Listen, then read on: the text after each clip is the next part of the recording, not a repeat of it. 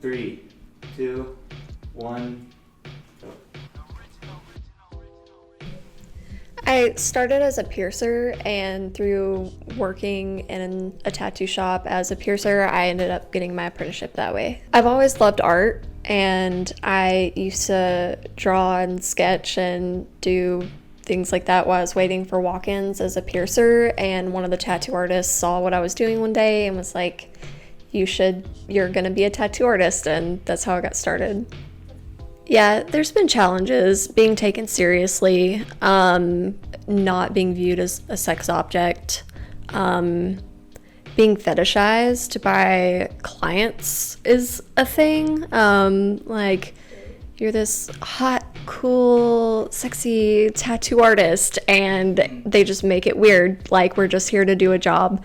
And I don't think that maybe my male coworkers have definitely dealt with that too, but I think it's a little bit more rampant as a woman in the industry to be treated like an object like that.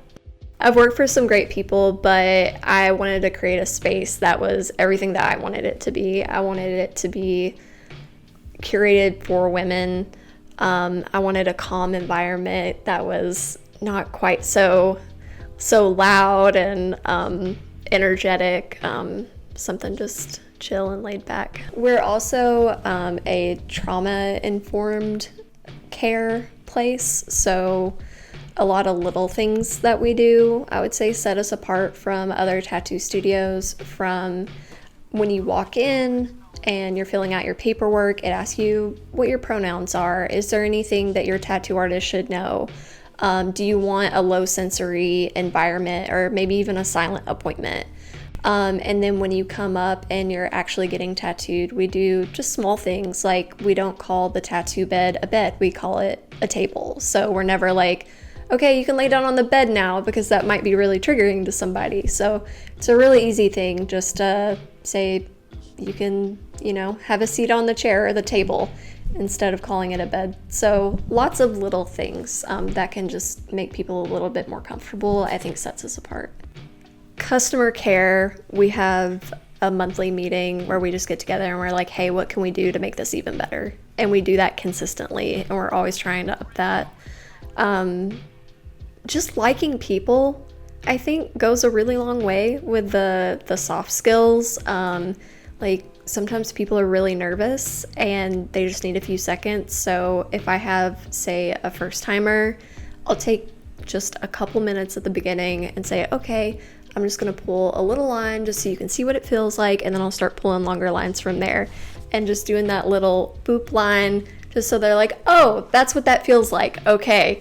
And then we'll start pulling longer lines. Like, that helps a lot, and that only takes a couple extra minutes. Or if somebody's in a lot of pain, instead of taking a long break and then going back to it and they're really, really sore, I'll just sit there and breathe with them for like 3 or 4 breaths. Like, let's take a few inhales together. Breathe in, breathe out, and then we start. And I think that really matters, but you need empathy for that. And you have to like people. It's more than just art. Like, we're not doing art on a canvas, we're doing it on a human breathing person.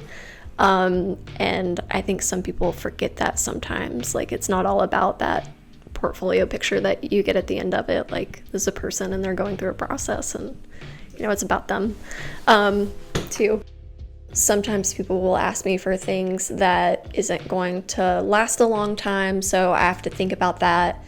Also have to think about how it's going to lay on their body, so I'll just give them advice, and we talk through it. And I am a digital artist, so I can always sketch something on like a picture of their arm or a picture of their calf, so they can sort of see it, because not everybody has that mind's eye. So having something physical that they can look at really helps come to a happy medium. Yeah, it's a collaboration. So I take like the elements that they want and all the things that they like, and I try to put it together in a way that's going to translate and look well on the body. Because when a client comes in, they're putting a series of words together in an order that's supposed to turn into this image, and I have to make it look good on their body. A lot of our business comes from the college. That's when people are out of their parents' house for the first time and they're able to make their own decisions and they have their own money and their own freedom. And usually they come here to exercise their freedom for the first time. I think that's a great place to do it.